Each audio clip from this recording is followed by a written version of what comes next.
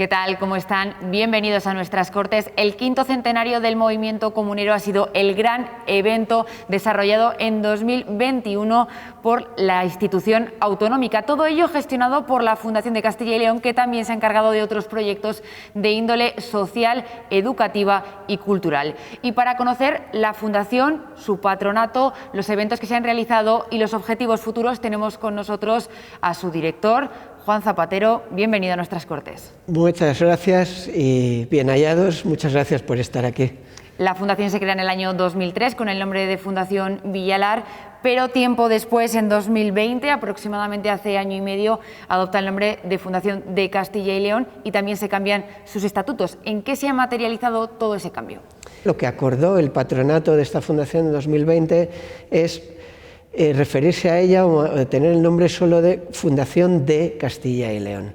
Pero también se modificaron los estatutos, fundamentalmente la finalidad de la fundación, de tal manera que, aunque ya lo era, empezó a ser una fundación de la comunidad y para la comunidad, en la persecución de esos fines de servir a los ciudadanos de Castilla y León a través de potenciar ese desarrollo, el progreso y la convivencia democrática que tan importantes son para nuestra vida cotidiana, para la vida de todos los ciudadanos de Castilla y León. En ese cambio de los estatutos se retira ese objetivo de crear sentimiento de la comunidad y también de tener a Villalar como el epicentro de los proyectos. Es algo que causó algo de malestar entre uno de los patronos, en este caso el alcalde de Villalar. ¿Qué tal es la relación con él? La relación con el alcalde de Villalar es buena. Evidentemente, como alcalde, no puede y nunca va a estar de acuerdo con que el nombre de su municipio, el nombre de su ayuntamiento haya desaparecido del nombre de la fundación. Pero él se ha dado cuenta que no vamos a dejar de celebrar el Día de la Comunidad en el término municipal de Villalar, entre otras cosas porque la celebración el 23 de abril está recogida en el Estatuto de Autonomía de nuestra comunidad, que no vamos a dejar de hacer actividades muy señaladas y de colaborar con el Ayuntamiento de Villalar, y por lo tanto la relación con él es buena. Recordamos que el patronato es el órgano de la Fundación, en el que están representados tanto partidos políticos, sindicatos, universidades públicas, el CESO, el Consejo Regional de Cámaras. Hace relativamente poco se propuso una modificación de su composición, se planteaba incluir a las organizaciones profesionales agrarias, al final no fue así. Está actualizado el patronato cuando también, por ejemplo, está la figura de las cajas de ahorro de Castilla y León, que ya están desaparecidas. Realmente esa fue la pieza que nos faltó modificar cuando se acordó la última modificación de los estatutos. La unanimidad no siempre es posible, pero un consenso muy alto siempre lo ha sido. Se vio que ese consenso no existía todavía, no solo por las entidades que había que añadir al patronato, sino también porque había patronos que consideraban necesario incluso quitar o reducir el número de patronos, la composición actual. Entonces, en ese trabajo de conseguir un consenso, de explicar, se prefirió mantener ese aspecto concreto que sí estuvo sobre la mesa al margen, modificar aquello en lo que había un consenso altísimo y seguir trabajando para adaptar la composición del patronato a la realidad. Que en esa representación, como cambia la sociedad, habrá que cambiar el patronato, por supuesto, pero seguimos pensando que es mejor hacerlo desde el consenso lo más amplio posible en el patronato actual de la Fundación. Entre los proyectos que gestiona la Fundación destaca el compromiso social, se realizan actividades con plena inclusión con la Fundación Eusebio Sacristán o también el Festival Galería Urbana con grafitis en el barrio del oeste de Salamanca. ¿Qué se realiza en todos estos proyectos? ¿En qué consisten? Son muy variados. En todos ellos lo que pretendemos es que se sientan parte de la sociedad en la que vivimos, colectivos que de otra forma estarían en riesgo de exclusión, y además potenciar el conocimiento y la lucha contra un fenómeno que es la despoblación, que es uno de los grandes crisis o de los grandes dramas que vive hoy nuestra situación. Y efectivamente hay proyectos emblemáticos para eso. El de la Fundación Eusebio Sacristán, en el que colaboramos con ella, es una escuela de fútbol inclusivo de Castilla y León, que tiene un objetivo muy bonito, y es conseguir a través del fútbol que niños y niñas que de otra manera no tendrían la oportunidad de jugar en un equipo porque están en una situación de incapacidad, de discapacidad física o psíquica, o incluso en una situación económica o social en la que de otra manera no podrían. Y lo hacen además con niños y niñas que por suerte para ellos no están en ninguna de esas situaciones, de tal forma que se sienten parte de la sociedad en su conjunto, y eso lo hacemos en sedes que están en capitales de provincia, pero también en muchas sedes de esta escuela que hemos conseguido poner en marcha en municipios más pequeños que las capitales de provincia. Hay más de 400 niños y niñas que están ya jugando en este equipo de Castilla y León. Tenemos el proyecto con la Fundación Plena Inclusión de Castilla y León, en el que lo que trabajamos es que para que personas con una enfermedad mental se puedan quedar a vivir en sus pueblos, que de otra manera tendrían que marcharse a vivir internos en algún centro, normalmente en las capitales de provincia, puedan tener una red de apoyo que a la vez sirve para crear puestos de trabajo en los distintos pequeños municipios en los que estamos estudiando esas posibilidades, y puedan quedarse a vivir en donde lo han hecho siempre, sin necesidad de trasladarse. Tenemos un proyecto que me encanta, es el Festival de las Mujeres Creadoras de Castilla y León.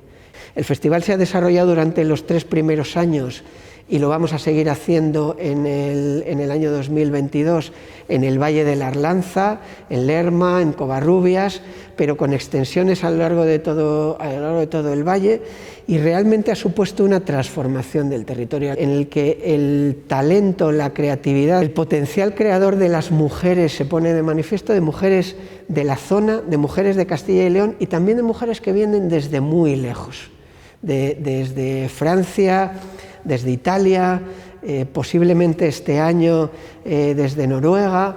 Sí, también tenemos el Festival de Grafitis en el barrio del oeste de Salamanca, que tiene un objetivo inclusivo. Sí, por supuesto. Galería Urbana también lo llevamos apoyando 5 años. También para nosotros fue un proyecto que desde el principio tuvo algo más que el arte que se plasma en las traseras, en las puertas de garaje que cada año se añaden con una intervención artística sobre las mismas. Nosotros también vimos desde el principio que el barrio del oeste, la Asociación de Vecinos del Barrio del Oeste, ZOES, ha conseguido convertir lo que era el típico barrio residencial, voy a decirlo de una manera que espero que no se ofendan, feo, urbanísticamente feo, en un barrio del que sus habitantes, quienes viven allí, se sienten orgullosos, se sienten parte de la dinámica del barrio, cuidan las calles, cuidan las infraestructuras, y han aprendido a hacer eso a través del arte y de la belleza. Además, en el ámbito educativo también realizan actividades con escolares de primaria y secundaria. Por ejemplo, organizan la Liga Debate, el Premio Valores Democráticos, o normalmente se hacen visitas a las Cortes, que en este caso se han tenido un poco que modificar por la pandemia. Si queremos transformar el futuro, tenemos que empezar con los chicos y chicas que están estudiando hoy en Castilla y León. Y es verdad que para nosotros ha sido una satisfacción poder hacerlo y ver de qué manera nuestros estudiantes son verdaderamente creativos cuando se les dedica tiempo y ganas, cómo son verdaderamente receptivos a algunos temas y algunas realidades que no están por sí mismas en el currículum escolar académico normal. Por ejemplo, en la Liga de Debate nosotros hemos visto cómo son capaces de profundizar en los temas y de explicarlos y de convencer y de convencerse, a veces con más soltura que algunos de los procuradores que habitualmente desempeñan su labor en el propio hemiciclo. Es verdad que hemos tenido que suspender durante estos 2 años las visitas a las Cortes, pero a cambio estamos trabajando en un proyecto educativo propio para desarrollar talleres en valores democráticos que vamos a empezar a poner en marcha ahora ya en lo que queda de este curso de 2022 en los propios centros escolares, con la idea de que cuando se pueda, una parte de esos talleres se realice aquí en las Cortes de Castilla y León. También me has preguntado por el Premio de Valores Democráticos con la Fundación Balsaín. Este año cumple su 5ª edición y vamos a hacer una edición especial. Consiste en grabar un pequeño vídeo de no más de 2 minutos de duración sobre el valor democrático en concreto que cada año se elige y se propone, y hemos visto vídeos originalísimos y vídeos verdaderamente valiosos para transmitir conocimiento sobre los valores democráticos. Dentro de los proyectos, probablemente el más voluminoso de este 2021 ha sido la celebración del 5º centenario del movimiento comunero, con la organización de una exposición, de un congreso internacional, de una ópera o de un documental, entre otros aspectos. ¿Qué ha supuesto gestionar este 5º centenario para la Fundación? Bueno, supuso desde el principio un reto. Cuando empezamos a trabajar no sabíamos qué íbamos a poder hacer. Empezamos ya en condiciones de pandemia. Cuando empezamos a pensar, por ejemplo, en una ópera, estaban los teatros de la comunidad cerrados. Había que tener mucha esperanza y mucha confianza en el futuro y había que empezar a invertir tiempo, a invertir dinero, a involucrar a muchísimas personas en esta apuesta y por lo tanto fue un reto muy importante. Pero siempre tuvimos muy claro que esto es una cosa que pasa solo cada 500 años. Que nosotros mismos, cuando empezamos a trabajar en el 5º centenario, habíamos visto qué había ocurrido en el 4º, qué había ocurrido incluso en el 3er centenario de estos hechos históricos. Y pensamos que no podía ser, que la pandemia no podía condicionarnos de tal manera que cuando alguien dentro de 100 años pensase qué había pasado en el 5º centenario, descubriese que no habíamos hecho nada. ¿Qué repercusión ha tenido el 5º centenario? ¿Todo lo esperado? Todo lo esperado sí, incluso más de lo esperado. Todo lo que habría podido ser o lo que habría debido ser, pues no, porque en eso tenemos que reconocer que aunque esta situación de pandemia nunca nos ha impedido desarrollar ninguna de las actividades que habíamos programado, evidentemente sí que las ha condicionado y las ha limitado. ¿Por qué no decirlo? Una exposición tan valiosa como la que hemos tenido hubiera debido tener por lo menos 50.000 visitantes y hubieran debido venir de toda España. Al final apenas hemos llegado a los 10.000 y casi todas han sido de Castilla y León. ¿Por qué? Pues porque en algunas ocasiones incluso el propio desplazamiento entre comunidades estuvo limitado. Yo creo que no hay nadie en Castilla y León que no haya oído hablar de los comuneros y de las comunidades. Ha permitido descubrir o desmontar un tópico. ¿Estamos celebrando el día 23 de abril de cada año una derrota? No. Estamos celebrando, estamos recordando algo muchísimo más importante. Estamos recordando que se pusieron las bases de valores democráticos de los que hoy todavía se nutre nuestra Constitución, nuestro Estatuto de Autonomía y la convivencia de la que disfrutamos hoy. Sí, un 5º centenario que nos ha dejado muchas imágenes y que, si le parece, vamos a verlas junto a su comisario, junto al catedrático Salvador Rus.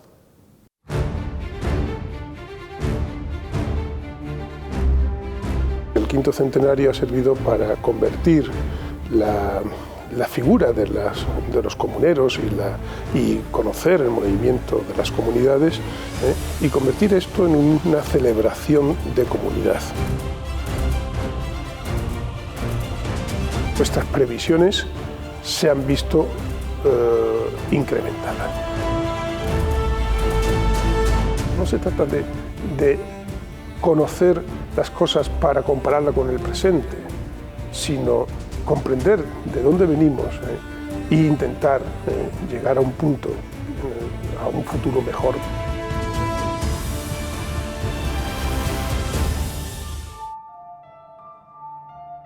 La exposición creo que ha sido un éxito.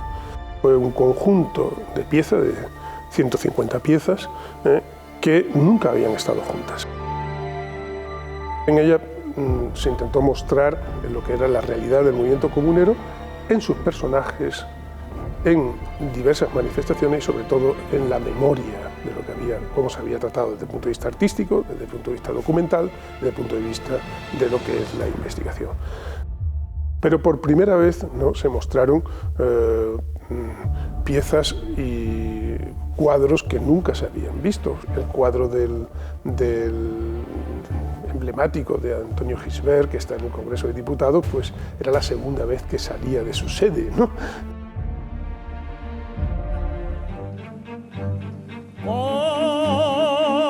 Con el reino enfrentado. Creo que es de los pocos acontecimientos que pueden estar orgullosos de que se ha hecho una obra de arte especial para ellos.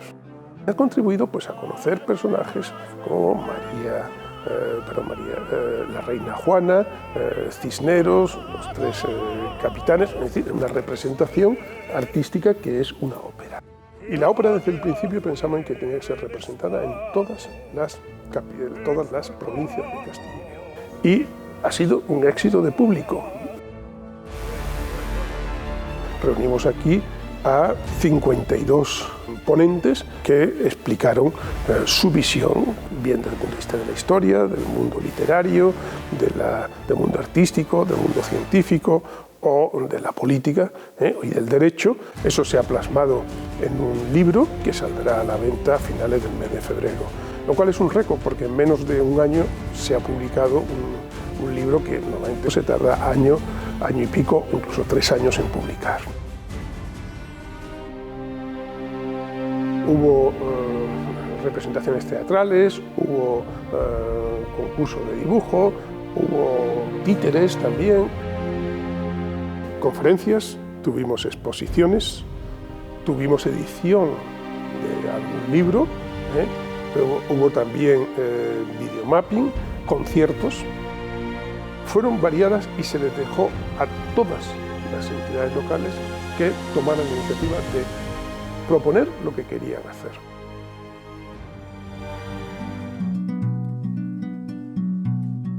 ¿Qué es lo que pretendía el documental? Expresar la pluralidad de visiones sobre un hecho. Que la memoria de las comunidades también esté no solo en esa obra de arte que es la ópera, sino también en algo más permanente que puede ser un documental que se puede exhibir en salas comerciales y después llevar a colegios o servir de instrumentos didácticos para la enseñanza de la historia o para hacer un seminario en un instituto o en una universidad. Y el saber pudo.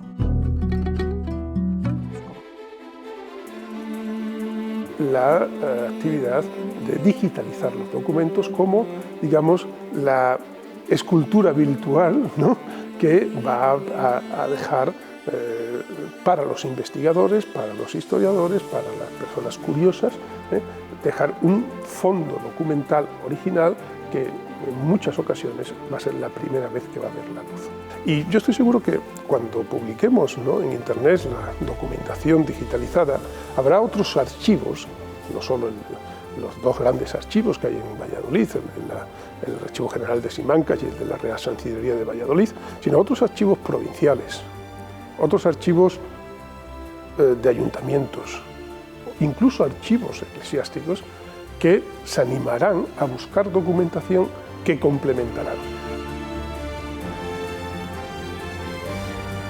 Sí creo que el quinto centenario ha contribuido a conocer mejor lo que es el movimiento de las comunidades en Castilla y León, a valorar ese movimiento de las comunidades en y desde Castilla y León, y yo creo que ha contribuido también a realizar lo que toda generación de españoles había hecho desde hace 500 años, que es tener una interpretación de lo que es el movimiento comunero, no digo actualizada, sino real, real sobre qué sucedió, cómo sucedió y por qué sucedió.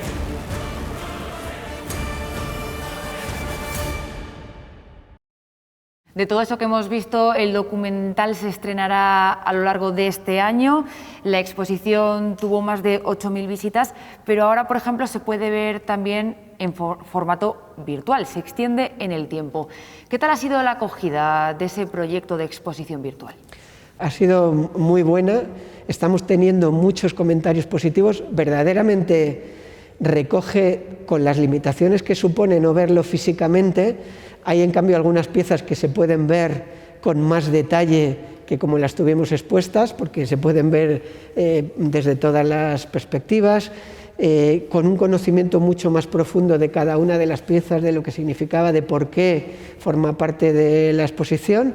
Estamos teniendo un número de visitas muy aceptable y, por supuesto, un número de visitas desde cualquier lugar del mundo, que era uno de los objetivos y que además se va a mantener en el tiempo de manera indefinida. Un quinto centenario que también podría culminar con la llegada para quedarse definitivamente de 2 cuadros. ¿De qué obras se trata y por qué se quedarían en la institución? En uno de los casos ya tenemos un acuerdo firmado con la colección de arte del BBVA, en el que nos ha cedido un cuadro de Piccolo que estuvo en la exposición, que es la batalla de Villalar. Ellos no lo tenían expuesto, a nosotros nos parece que es un cuadro hermoso y además muy significativo, y tenerlo aquí permanentemente en la sede del Parlamento pues estaba muy bien. Y después vamos a restaurar, vamos a financiar la restauración de un cuadro muy especial. Es un cuadro de Joan Planella, pintado en 1887, que se llama Los Comuneros, que se conoce, está en internet como Los Comuneros saliendo de Valladolid, y que representa efectivamente un ejército saliendo, que pudo ser perfectamente el liderado, por ejemplo, por Padilla y por el obispo Acuña, cuando fueron a rescatar algunos castillos que habían perdido en Tierra de Campos. Pero verdaderamente significativo de este cuadro son 2 cosas. Uno, su tamaño. Es un cuadro de casi 40 metros cuadrados, de casi 8 por 5, y es un cuadro que nadie vivo ha visto, porque desde que se pintó se trasladó a Cataluña, estuvo cedido en distintas instituciones de Cataluña, nunca estuvo expuesto, y hasta 1986, en el que el Museo del Prado levantó ese depósito en el último sitio que estuvo, en el Museo de Bellas Artes de Cataluña, y se lo trajo de vuelta a los almacenes del Museo del Prado enrollado. De hecho, no hay fotografías de ese cuadro en color, solo las hay en blanco y negro. Es un cuadro que artísticamente es muy valioso, tuvo una medalla en la Exposición Nacional de Bellas Artes de aquel año, por eso lo adquirió el Museo del Prado, y con esta restauración le vamos a dar una segunda vida, le vamos a dar una segunda oportunidad. De hecho, la restauración se va a hacer aquí, en la sede de las Cortes de Castilla y León, se va a hacer de manera que se pueda ver ese proceso de restauración, y después se va a quedar aquí en el hall de las Cortes, porque tampoco, incluso en un edificio tan especial como este, hay muchos lugares donde pueda estar expuesto un cuadro de 40 metros cuadrados. También se ha celebrado un año más el concurso de pintura y fotografía en colaboración con Asaja, un concurso que cada vez tiene más aceptación. Pues sí, es otro de los proyectos bonitos en el que niños y niñas reflexionan y reflejan a través de su arte cómo es la vida en los pueblos de nuestra comunidad. Eso, hacerlo además con un socio como es Asaja, pues nos permite llegar cada vez a más niños, que haya más participación y con una calidad verdaderamente sorprendente. De cara al futuro, este mismo mes se ha reunido el patronato, se ha aprobado 1.300.000 euros dentro de un plan de actuación para 2022 que tiene 5 ejes. No sé si podemos entrar al detalle de cuáles son los proyectos que tienen en mente, si hay alguna novedad que vamos a poder esperar de la Fundación de Castilla y León. Bueno, estoy seguro de que alguna novedad habrá, pero tengo que decir que en ese sentido el patronato ha sido prudente. Vamos a dar continuidad a la línea de trabajo que estamos manteniendo, y por lo tanto en este periodo de transición en el que nos encontramos no vamos a abordar compromisos ni proyectos nuevos, porque seguramente la propia composición del patronato sin duda cambiará después de las elecciones, y por lo tanto este plan de actuación sirve para que esa transición se haga de forma ordenada y previsible, pero no tampoco para dejar atadas las manos al nuevo patronato que resulte de las urnas. Juan Zapatero, director de la Fundación de Castilla y León, que recordamos es perteneciente a las Cortes. Muchísimas gracias por atendernos. Muchísimas gracias a vosotros por dejarme explicarlo. Gracias. Nosotros nos despedimos hasta la próxima semana, cuando estaremos con otra de las instituciones propias de la comunidad para hacer balance de la actividad en el año 2021 y para conocer los retos que tienen de cara al futuro. Les esperamos, como siempre, el próximo viernes en nuestras Cortes.